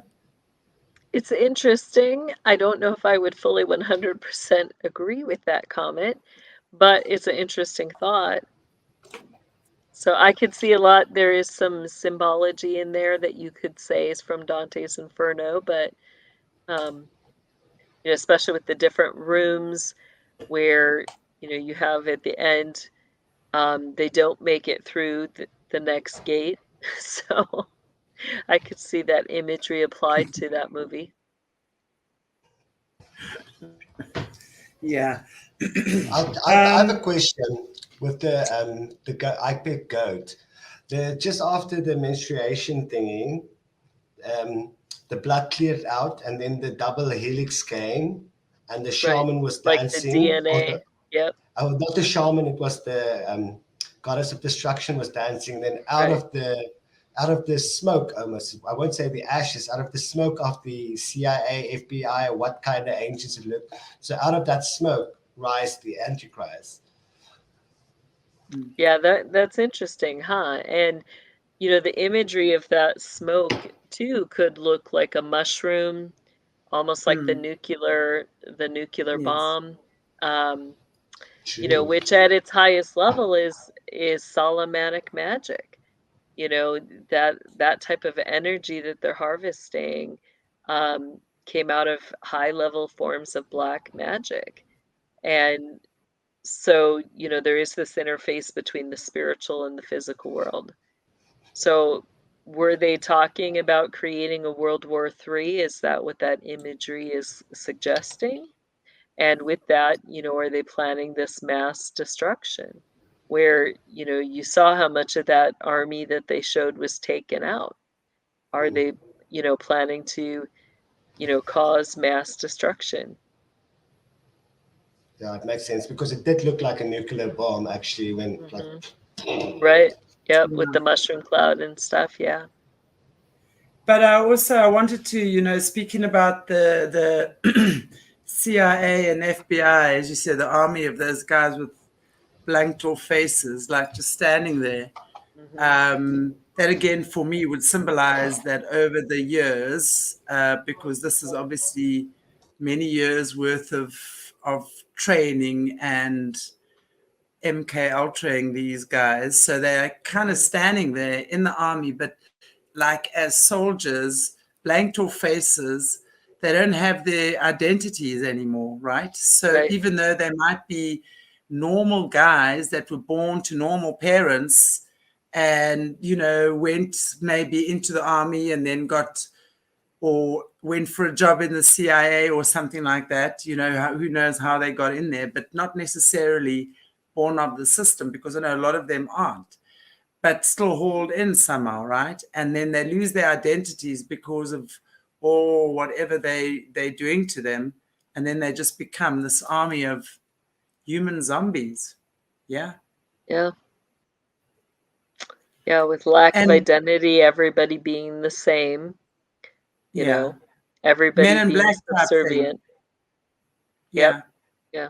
And if they don't comply, then they are either taken out or hunted or killed somehow, suicided or whatever. So they really are products of the government. And there again, it doesn't matter which part of the globe these guys come from. They're all over, these CIA agents. I think in every country they're called something different, but they're all over and they've kind of like infiltrated in. So would these also be like the sleeper soldiers that are waking up now, that have maybe been programmed to wake up at this stage? And some of them, I think a lot of them, because I know definitely some of them are the whistleblowers that have kind of, especially with a lot of your shows, have triggered memories in them to wake up and really start blowing the whistle, as opposed to going into that sleeper mode, right? Right. Is that what? Yeah, it's very possible for it to definitely, mean that, that it's showing the, as they would call them, the clones or those that have been modified, to serve. Yet then you have to ask, if they're trying to create this great army, why does it show them destroying them, before they even get to serve? And, that really goes to the heart of Lucifer, where, even when I was a kid, he told me that, he would destroy them all. He's not privy to anybody, even those that he's made lots of money or spent lots of money investing in. He's not loyal to those people. Some of these individuals that I've known now have served him over 50 years, yet he has absolutely no loyalty to them. He would destroy them in a whim if that was his desire. Could that not be symbolizing as well the ones he no longer needs? So, if we just look at how these, how we've progressed over time, right? So as technology has increased, so their super soldiers or whatever it is they're creating have kind of like been amped up. So could these ones that we're seeing there not be possibly past agents or soldiers, if you will, that are no longer of worth to them? Just blank It them could out. be. What's interesting too is that, I believe that those soldiers were put into a group, like groupings of three groups, and a third of them were destroyed, which is interesting because that goes into imagery. Like when you look at the fall of Satan, when he was cast down from heaven, he was cast down with a third. And, then you have in the book of Revelations several times when, the end time destructions come, it's in thirds where, a third of the earth is destroyed. A third of mankind is destroyed. So is it representing that, that end time symbology? Wow. And a lot of it, I mean, a lot of it is you've got to keep guessing. You've got to, it could be this or it could be that, right? Because they're Right. so good at what they do. And this is, again, why I say it's so important for us as individuals to be able to discern, you know, what is light, what is God's light, and what is the light side of the system. And I think they have, because as we know just from previous discussions and encounters with some very dodgy characters along the way, we understand they are very well versed. They can emulate empathy and compassion extremely well, right? Almost to the point where they maybe even don't have a bad mood. I'd be seriously worried if someone didn't have a bad mood, I have to say. I think your mood as a human being has to fluctuate from time to time, no matter what, just whether it's your hormones, your emotions, whatever, stress levels, but a lot of them, they're just forever smiling, and there's no emotion behind that. So I really think, we have to discern what's spiritual intelligence, in other words, God's frequency, if we want to break it down to that, and what is AI frequency, where it's the emulation thereof. It's almost like a psychopath. A psychopath will, to perfection, emulate emotions. I mean, this is psychopathic behavior on steroids, right? To emulate all human emotion, and you've really got to be a very smart human. Sorry? I said, I think you're right on that. Yeah. Yeah, sorry, I've just got funny internet here, and my lights are about to come on, so I'm very excited because I've had load shedding for the last 2 hours, so I'm not sitting here in the dark anymore. But anyway, so I think it's amazing. And but what's really good is that we're seeing these things.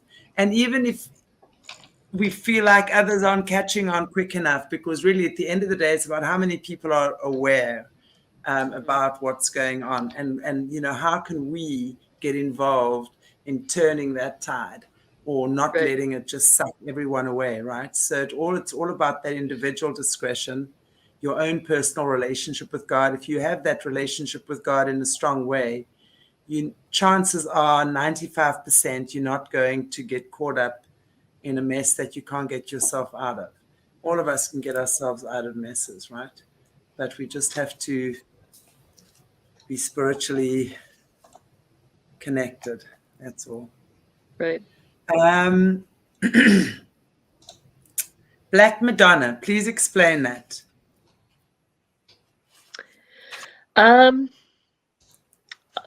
Well, we've talked about how with the system, you've got the light side, you've got the dark side.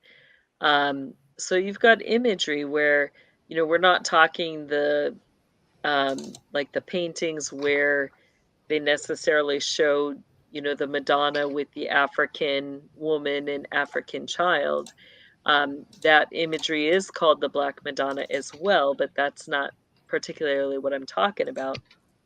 In the system, they have, several different images. We see one of those above the Gloria Vanderbilt artwork, where you have what looks like, the Madonna all dressed in black. And in that, imagery, you also see all these different little Masonic things hidden in that, like the dice. I think, it's got like the plow, the shovels, different things that you see in Masonic pictures and imagery. So, what does that really represent? It represents the mothers of darkness, those at the top. It can also represent Ashtaroth, the queen of heaven, the queen of the dead as well. Usually the light image is what they call the queen of heaven. That darker image is what they're going to call the queen of the dead. But it's all the same entity, the same being that they're worshiping. So, other names for it are Fatima. But who are they worshiping when they bow down to that image? It's the entity Ashtaroth. And, that, what greater mockery is there of God than, instead of worshiping his son as the Messiah, um, they're really, claiming that there could be another way, that, that there could be a Messiah born from a demonic female entity that, um, that they're going to bow down and worship. And, they lift up that person as, Jesus Christ's mother, yet it's not. It's really the entity behind it that they're worshiping. So, that's some of the darker imagery of that. Wow. I'm just looking at here when it shows the whole egg thing. Okay, I think we spoke about the egg. The air, the that's just so disturbing. Jess, do you just want to run? Yeah, here's another. There's one when it shows. I guess I missed the egg one, but I see when it shows the mouth and the Antichrist coming out of it, the mouth of the cave. Could that represent the voice of God project? It could, but what I think you really see there is, with the cave symbology and stuff, it goes much deeper than the Voice of God project. The Voice of God project is more focused on, creating energy, light, spiritual gates. What I think the imagery is, first we see kind of, as it goes into that cave scene, we see the tower with the old woman, but there's that moment where in that imagery passing through, literally the rocks and everything with the tower, I mean, it looks like it's looking right at a man's private genitalia. And then it goes into the old woman who's menstruating really being the seed in there. And then it changes to deeper, that womb imagery in the cave. And when he comes out, I mean, it looks like he's passing through a female vaginal area. So, in that, you've got the cave, you've got that type of imagery, and, really where is that stemming from? It's the Genesis 6 projects. So, I wouldn't necessarily say it fully represents all that imagery out of Nimrod's Hill, but you could have some elements of that in that. Wow. Just someone is saying about the Humpty Dumpty. Is that what Humpty Dumpty was about?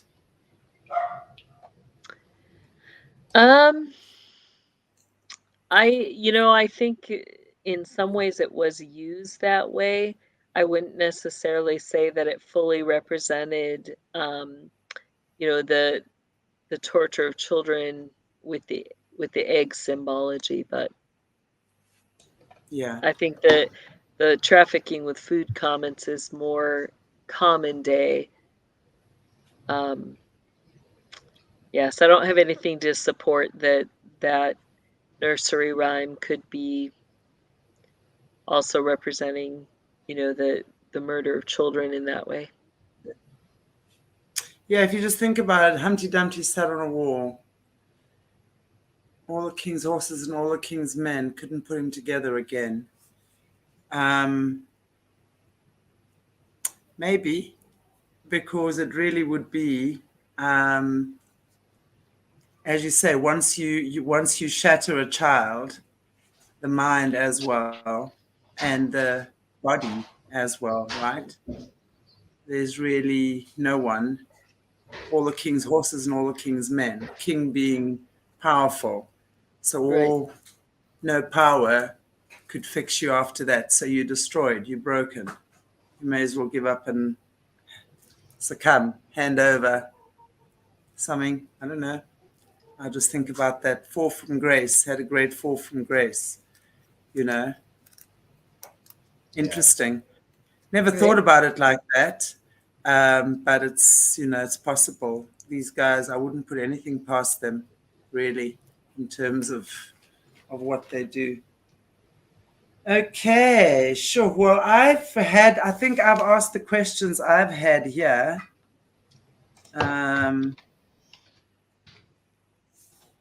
So I wonder if I've missed anything in the chat, if there's anything, I don't know, Morna, Jess, if you guys I've been trying to else. keep up on it to watch through, so I think we did pretty good. Okay. Yeah. Somebody in our previous chat said something about Bush actually reading a book called Petcoat on that day. But now I can't find that comment. I think it was in previous comments, that day. And why would Bush be? It was like a nice, I can't find that comment anymore. I think it was in the previous comments. But he read the book Petcoat or My Petcoat, just Petcoat. I'll have to double check, but that was interesting for me. Yeah. And it's like George Bush, and if you look at the beginning, it's like even there was a puppet behind everybody. And if you look at the CIA and the Antichrist coming out of the smoke out of it, it's like everybody was just used for this, the ushering of the Antichrist. But still, we don't know the answer. Yeah, but that would be the shadow government, right, Jessie? So we have a shadow government that really fronts or has a front in the name of governments across the world, right? They have their puppets, celebrities. I think celebrities and politicians would probably be, and I guess news anchor people, the media, right? So the media, those would be the most powerful puppets. So what could you tell us on that note about the shadow government? Is there any, we hear about the white pope, the gray pope, and the black pope. And from what I'm hearing, I don't remember his name now offhand. I'd have to look it up. The Italian dude who is supposedly the black pope, the most powerful man. Then we've always been hearing about the Rothschilds, and I was looking at stuff again, knowing and hearing that the Rothschilds actually aren't even Jewish, so their bloodline isn't Jewish. Then actually watching stuff on Switzerland as well, being very, very interesting, because someone is saying Switzerland is actually the most evil place on the planet. And have we noticed that no matter what wars there are, Switzerland never gets invaded? Why is that? So things like that. I don't know. Do you have anything you can share with us on that? The shadow government, who's operating it? Like I said, up until recent, it has been, the Mothers of Darkness and the Satanic Druidic Council. You have the Rothschilds, all of those individuals that, are behind that, are on that council or in the sub-council chambers. You do have the Black Pope, you have the White Pope, you have the Gray Pope. So, there has been a shadow church that has been operating right alongside of the good church.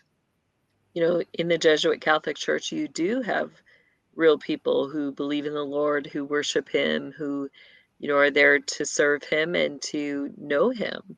But at the same time, you've got, darkness operating right there. And, even that imagery, the black, the white, the gray, we're taught to think of the white as the pure, the good. Yet we know that the white pope, he's not good. He's not any better than the black pope. They're both dirty, and the gray pope is dirty with them too. So, that's the truth of the matter. They're all dirty, and the one is fronting for the other, But there again, for me, and I know that we kind of running out of time. Yeah, we've had you for a long time today, anyway. But I know, there's lots of hidden stuff that's happened and happening and has always happened behind the scenes. And I think in time we will get there. But for now, I think we really just need to focus on observing what we need to observe, understand that they are forever creating some kind of a diversion or the other that gets us away from whatever, whether it's Meghan and Harry and their big fiasco and Kate and William and their big fiasco, whatever it is, they're creating a diversion. And this, in my opinion, is the true diversion they're trying to stop us from seeing. The dead giveaway sign would be the child trafficking, right? Because where are our kids going? Where are 8 million kids going a year? Why can't these hotshot FBI, CIA agents find all these kids that go missing? Come on, where are they? Right. And why has no one been arrested since Ghislaine Maxwell's case, right? No one has been arrested. Right. Even Andrew, who was the Royals fall guy, is running around free as a bird, right? So everything becomes hush hush, and then they just create, and then it's the Ukraine war, and then it's I don't know, some climate control that we're now going to be subjected to, rising food prices, energy crises. They create one crisis after the other to divert us from what they're really doing. And when we understand that we are governed by Luciferians, they are never going to be honest with us. I don't know anyone who loves their government, yet we do everything they tell us to do. We will sit here and complain about them, yet we succumb to what they tell us to do. Why are we doing that? You know, these are questions I think we need to start asking ourselves as well. What companies are we supporting? Are they part of this whole cabal? Why are we supporting these companies and not supporting our local producers and our local farmers and our local tradesmen and women? Why are we always, I mean, I don't know what it's like there, but I know in Africa, if you're going to go and buy, I mean, you can buy the most beautiful sculpture from a guy that's spent God knows how much time creating this, and we'll try and bargain him down for the cheapest price, yet we'll go into Woolworths and buy ourselves wine or food that costs 10 times that. You know, we need to change our mentalities, I think, in the way that we actually go about doing things. We've got to ourselves decide to no longer support these companies. And it's going to be difficult because they've made it extremely easy and convenient for us, right? To suddenly stop our luxuries, suddenly have to consider growing our own food, suddenly have to consider sourcing some food from a more reputable farmer or something like that. I don't know. What is your take on that? Because I think these are the things where we have to start. This is about taking responsibility. It begins with us, and it begins at home. Yeah, I mean, you know, we've been doing some of that too. You know, we were joining with the My Liberty stand, and you know, we talked about that, you know, a while back, where you know we were doing products and stuff like that through a group that, you know, they make it. You can call, you can figure out what the ingredients are, and it's really important to support, you know, our local community and not just go to all the big mainstream things. And I think that's the challenge, you know, is that for many it's convenience that, you know, we want it now, we want it fast.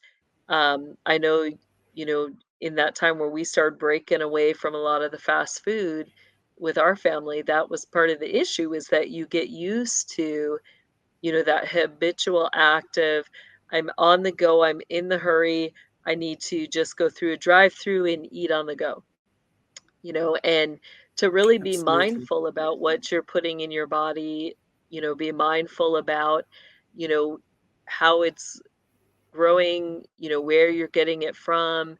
And, you know, it gets frustrating for some people because, you know, things are so bad. You can't necessarily trust everything just because it says it's grown on a farm, that they use all organic things. You know, I've brought out how that term organic, natural, all of those things, you know, that they do. They put cursed human remains in, you know, the cattle feed, they put it in the fertilizers. You know, they're putting it in the chemtrail stuff. So, how do we, get past that? Really, it gets down to praying and trusting the Lord and saying, Lord, you care about what I eat. You care about how I live. I want to live in a way that's pleasing to you. Show me how to do that. Cleanse my food as I eat it. Cleanse it to my body. Let it be, something that is nourishing to me, not, bringing a curse down on me and my family. And so, really the shift comes in that, it's that perfect balance where we're learning what is the Lord's will for us. Are we going to submit to that lordship, allow him to direct us on the good and the right way? And are we going to walk in obedience to that? So that's kind of, what I focused on through that is, am I doing his will? Absolutely. Absolutely. And that's where it begins, right? So let's just take a look here quickly. Yeah, Duke, you're just saying that people donate thousands of dollars to buy the pastor a new plane, but won't give the beggar outside $1. And that's true. It is so true. Yeah. When we start changing that perception and realizing, I always love the stories where they say, don't ever turn anyone away who comes to your door asking for food or water or anything, because that person could really be Right. God. I mean, I do believe we're all created in the image of God, so we're all God's children anyway. And I think that if someone is hungry and having a really bad time and you can help them, I think it's a good idea to do that, in my opinion. Yeah. But, it's amazing how much money people are prepared to spend on superficial things that really don't mean much, as opposed to assisting someone. I mean, I just, an example, in where I am, there's a local lost and found pets group. So there's a few rogue dogs that are forever on the loose, and the locals get irate because the dogs are now running and up and down the streets and doing whatever. And they're forever shouting about taking the dogs away. And so I'm saying, but isn't it a better idea to find out from the owner how we can help him? He's obviously got a problem with the fence. So let us as a community see how we can help him sort out his fence, as opposed to traumatize the owner, traumatize the two dogs. And yes, I don't say that's right. It's got to be sorted. You're living in a community, but rather than try and axe and kill and have this aggressive stance, understand there's probably a problem. Does he have money to fix his fence?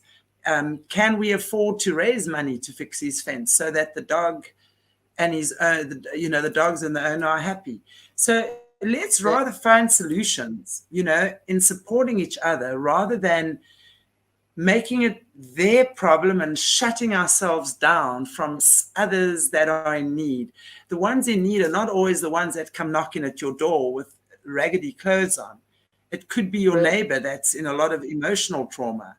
It could be a lot of different things. I just think we need to be aware. We need to be connected. That's the thing. We become so disconnected. That's why these guys can do with us what they want. They really can. Yeah. Because we just believe everything they tell us. And that's the problem. Anyway. Absolutely. Thank you, Jessie. Yeah. Thank you. And I don't know if there's anything you would just like to end off with before you pray. Yeah, I saw a little quick comment I thought I'd address about the My Liberty stand. I'm not growing that or seeking to enroll new people right now. But if you're interested in helping with that, we do use it monthly to help supply some of our veterans and survivors with household items.